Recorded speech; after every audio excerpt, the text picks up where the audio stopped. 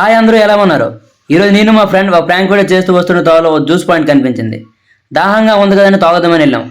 అయితే చూశారు కదా జ్యూస్ పాయింట్ దగ్గరికి వచ్చాం. అయితే అక్కడ ఎంతో కష్టపడి పనిచేస్తున్న ఓ తమ్ముడు కనిపించాడు. తమ్ముడిని ఇలా అడిగాం, ఎన్నో తరగతి చదువుతున్నామని. తమ్ముడు 10th క్లాస్ అని చెప్పాడు. ఈ రోజుల్లో పిల్లలు ఎవరు వర్క్ చేయడం లేదు.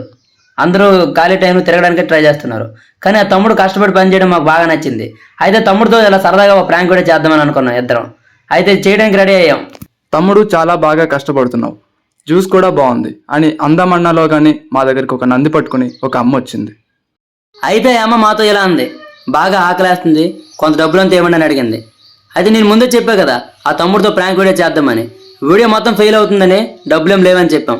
అయితే అమ్మ పిల్లోడికి దాహం వేస్తుంది, కనీసం జ్యూస్ అని ఇప్పించండి అని చెప్పింది.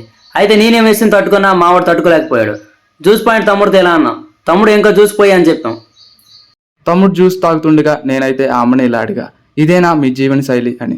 ఆ అమ్మ చెప్పింది, అవును బాబు, ఇది చేయకపోతే మా కూటి గడవదు అని. మాకైతే చాలా బాధేసింది. ఈ ఎండలో తిరుగుతూ ఎవరైనా హెల్ప్ చేస్తున్నారా లేదా, డబ్బులు ఇస్తున్నారా లేదా అని. అయితే చూస్తున్నారు కదా తమ్ముడు జ్యూస్ తాగుతూ హ్యాపీగా వెళ్ళిపోయాడు. అయితే ఇక్కడి వరకు బాగానే ఉంది. ఇప్పుడు మొదలైంది అసలు కదా. చెప్పా కదా ప్రాంక్ వీడియో చేద్దామని తమ్ముడితో. అయితే తమ్ముడు దగ్గరికి వెళ్ళి తమ్ముడు డబ్బులు లేవు, పర్స్ పోయింది అని చెప్పా. తమ్ముడు ఇప్పుడు ఏమన్నాడు అది వినండి. తమ్ముడు పర్స్ ఎక్కడ పడిపోయిందిరా? నా ఫోన్పే ఉండదా? ఫోన్పే కూడా పని చేయడం లేదా? ఎట్లా కట్టి మా మామ తిడతాడన్నా. అవునా? అటు తర్వాత వచ్చి ఇచ్చేస్తా తమ్ముడు. పర్లేదు, తర్వాత వచ్చి ఇచ్చేస్తా తమ్ముడు. సరే తొందర రావాలి. దగ్గర డబ్బులు ఏమైనా సరే తమ్ముడు ఇంకోసారి వచ్చేటప్పుడు తీసుకురామని చెప్పాడు. డబ్బులు అయితే ఇచ్చేసాం. ఈ వీడియో చూసాక మీకు ఏమర్థమైంది? మనం ఎవరినైనా హెల్ప్ చేస్తే మనకు కూడా హెల్ప్ జరుగుతుంది. మీరు మా ఛానల్ సబ్స్క్రైబ్ చేయకపోయినా పర్లేదు, కానీ ఎవరికో ఒకరికి హెల్ప్ చేయండి.